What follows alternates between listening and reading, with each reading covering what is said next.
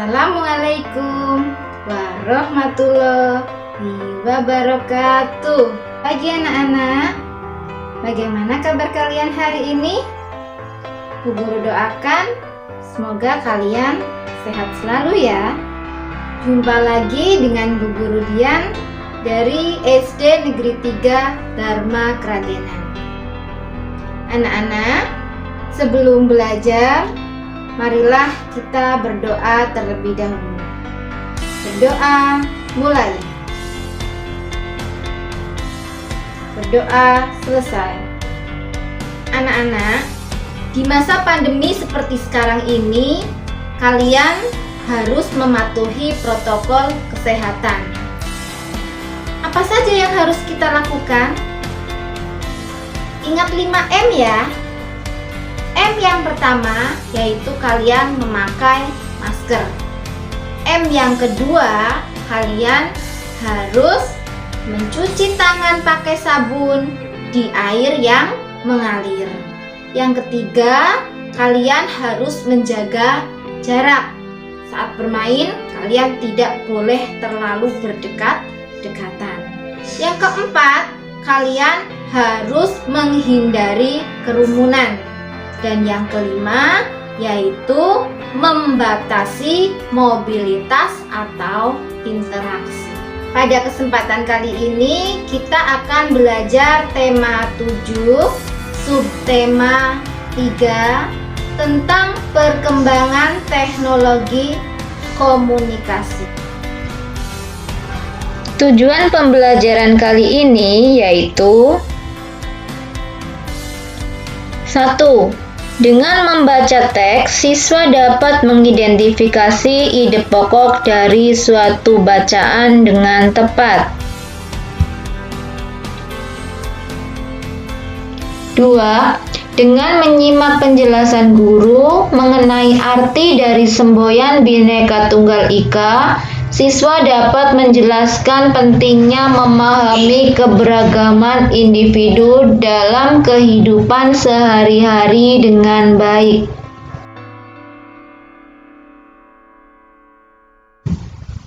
3. Dengan mengamati gambar, siswa dapat menyebutkan unsur-unsur rupa dalam karya dekoratif.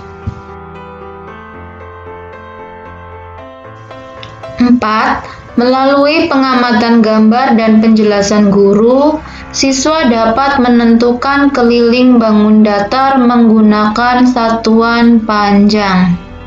Anak-anak ibu yang hebat, manusia adalah makhluk sosial. Artinya, manusia memerlukan bantuan orang lain.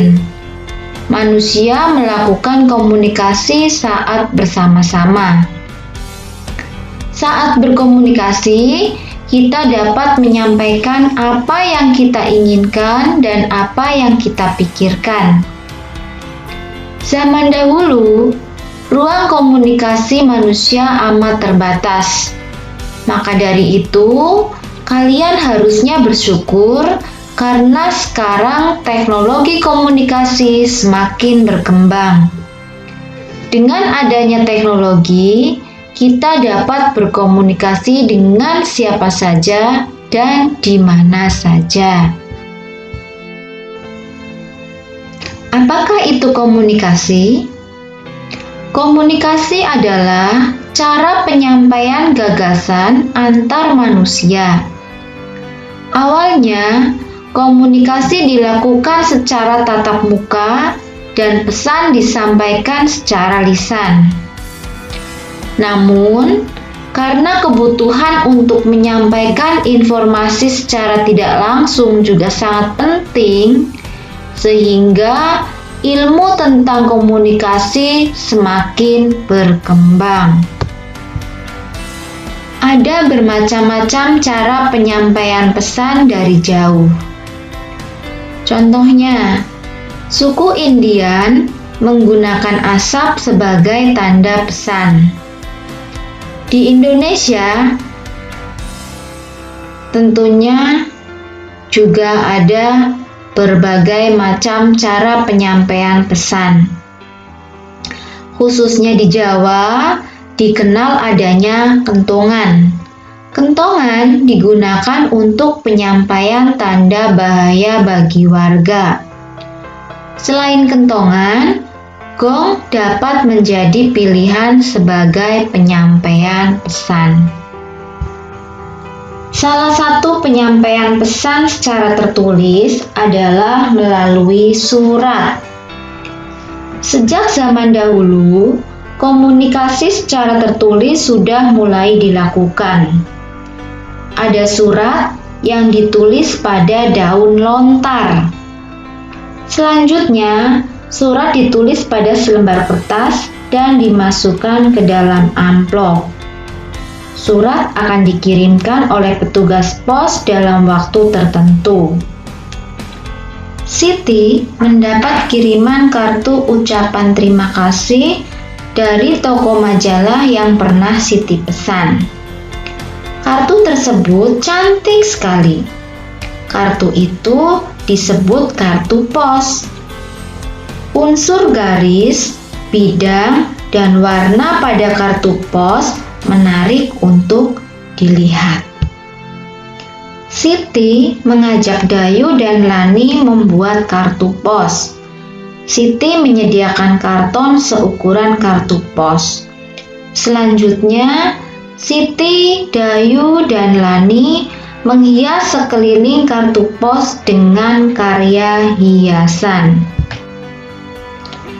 Salah satu motif hiasan adalah pola hiasan dari Toraja. Amatilah pola hiasan Toraja berikut ini.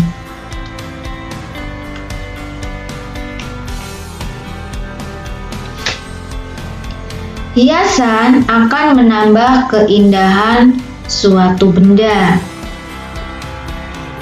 Setelah menghias, Siti mengusulkan agar kartu Lani diberi bingkai.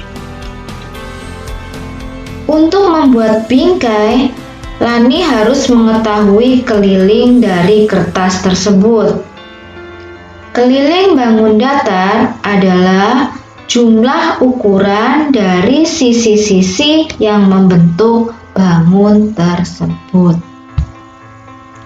Kartu pos mempunyai 4 tepi. Jumlah panjang keempat tepinya disebut keliling kartu pos. Persegi panjang mempunyai 4 sisi. Jumlah panjang keempat sisinya disebut keliling persegi panjang. Anak-anak, setiap bangun datar memiliki keliling. Kita dapat menemukan keliling dari setiap bangun datar dengan mudah. Keliling bangun datar adalah jumlah panjang sisi. Perhatikan gambar berikut. Satu sisi persegi menunjukkan satu satuan panjang.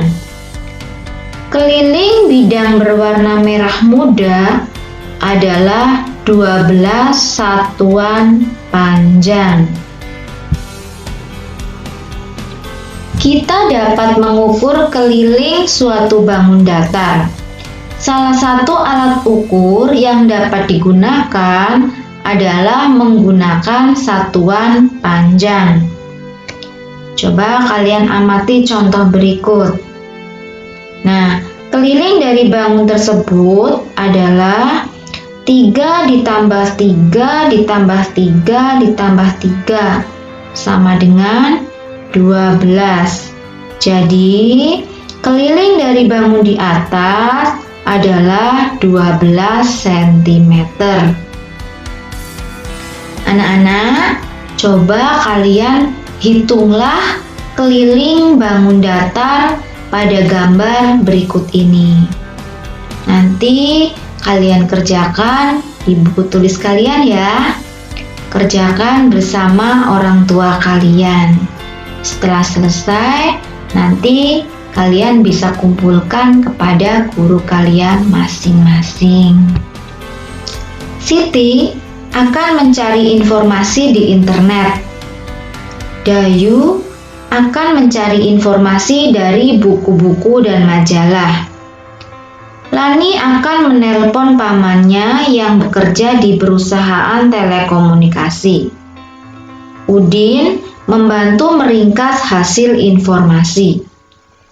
Edo akan menuliskannya pada sebuah buku. Benny bertugas membuat gambar dan hiasan pada ringkasan informasi yang telah dibuat.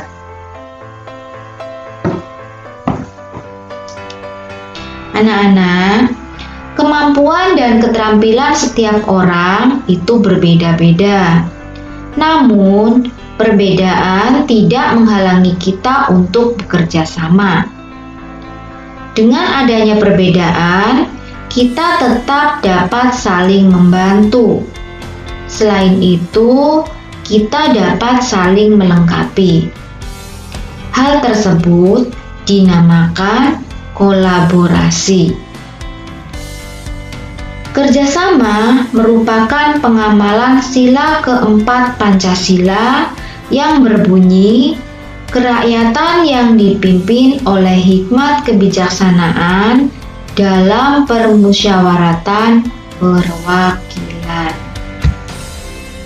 Ada bermacam-macam budaya di Indonesia, seperti tarian Jawa yang gemulai, hingga pakaian adat yang megah dan indah. Anak-anak, amati contoh ragam budaya Indonesia berikut ini ya.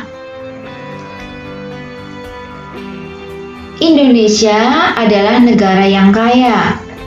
Indonesia terdiri atas berbagai suku bangsa yang memiliki adat dan kebiasaan berbeda. Indonesia memiliki dasar negara, yaitu Pancasila. Sila ketiga Pancasila menjadi landasan agar kita selalu hidup rukun. Semboyan bangsa Indonesia adalah Bhinneka Tunggal Ika. Apa artinya? Artinya berbeda-beda namun tetap satu jua. Semboyan ini kita temukan pada lambang negara Indonesia, yaitu burung Garuda. Indonesia memiliki bermacam budaya yang berbeda, namun semua saling menghargai. Walaupun memiliki perbedaan dalam kebiasaan sehari-hari, pertengkaran dapat dihindari jika kita mau saling memahami. Hal tersebut merupakan pengamalan sila ketiga dari Pancasila. Udin, Edo, Siti, Dayu, Lani, dan Benny selalu hidup rukun. Mereka sedang berdiskusi bersama. Bang Andi dan Aito ikut bergabung. Rupanya, Bang Andi dan Aito memperpanjang liburannya. Udin dan teman-teman mengamati letak negara Jepang melalui bola dunia. Ternyata letaknya cukup jauh dari Indonesia. Siti bertanya kepada Aito mengenai cara berkomunikasi dengan keluarga di Jepang. Aito menjelaskan bahwa kini banyak media yang dapat digunakan untuk berkomunikasi. Salah satunya melalui aplikasi penyampai pesan. Pada abad 21, mulai dikenal surat elektronik atau surel. Surel dikirim melalui jaringan internet dengan alat bantu komputer. Melalui surel, pesan dapat diterima di tempat tujuan sesaat setelah dikirim. Tentu saja, hal tersebut sangat membantu komunikasi. Kini surel bukan lagi satu-satunya alat komunikasi. Melalui telepon seluler, kita dapat berkirim pesan menggunakan aplikasi pesan singkat atau SMS. Bahkan saat ini kita dapat saling berkirim data penting melalui ponsel dengan berbagai pilihan aplikasi. Aplikasi penyampai pesan merupakan salah satu alat komunikasi yang mudah digunakan. Aplikasi tersebut harus diunduh dalam ponsel, tablet, atau komputer. Yang termasuk ke dalam aplikasi penyampai pesan antara lain WhatsApp, Facebook, dan Messenger. Melalui aplikasi itu, kita dapat melakukan percakapan. Percakapan dapat dilakukan secara tertulis, pesan suara, maupun panggilan video. Percakapan bersifat pribadi. Hanya pengirim dan penerima pesan yang dapat mengetahui percakapan tersebut. Penggunaan aplikasi penyampai pesan memiliki aturan khusus. Aturan secara umum adalah pengguna harus berusia di atas 13 tahun. Jika pengguna adalah anak-anak, diperlukan pendampingan orang tua. Setelah memahami teks tersebut, tuliskan informasi dari setiap paragraf berdasarkan teks yang telah kamu baca. Anak-anak, Udin dan teman-temannya menyimak cerita Aito tentang penggunaan alat komunikasi. Aito sering menggunakan aplikasi penyampai pesan. Aito juga menggunakan media sosial dalam berkomunikasi. Media sosial adalah media untuk berkomunikasi secara umum. Melalui media sosial, informasi dapat dibagikan kepada banyak orang. Siapapun bisa memberikan komentar dan pendapatnya. Pendapat setiap orang tak selalu sama. Ada kalanya kita menghadapi perbedaan pendapat. Jika tidak dapat menerima perbedaan, akan terjadi pertengkaran. Pertengkaran akan memicu perpecahan. Hal tersebut harus dihindari. Dengan menerima perbedaan, akan memperkaya wawasan dan pengetahuan kita. Nah, anak-anak, kalian juga harus tahu bahwa akan terjadi akibat adanya keberagaman sikap terhadap perkembangan teknologi. Anak-anak, coba kalian perhatikan akibat dari adanya keberagaman sikap pada setiap orang terhadap perkembangan teknologi. Nah, di situ ada akibat yang baik atau positif dan ada juga akibat yang tidak baik atau negatif. Silahkan nanti kalian tuliskan kembali akibat yang baik dan yang tidak baik dari perbedaan sikap setiap orang pada buku catatan kalian. Kesimpulan dari pembelajaran kali ini adalah 1. Untuk menentukan ide pokok suatu paragraf, kita harus memahami isi bacaan terlebih dahulu. Yang kedua, unsur seni dekoratif yaitu garis, bidang, dan warna. Yang ketiga, keliling bangun datar merupakan jumlah dari seluruh sisi-sisinya. Dan yang keempat, manusia itu berbeda-beda, sehingga kita harus saling menghargai agar tercipta hidup rukun. Anak-anak, untuk mengakhiri pembelajaran hari ini, marilah kita membaca hamdalah bersama-sama.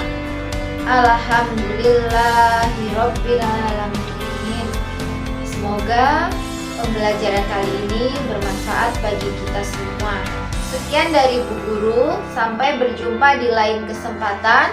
Wabil taufik walhidayah. Wassalamualaikum warahmatullahi wabarakatuh.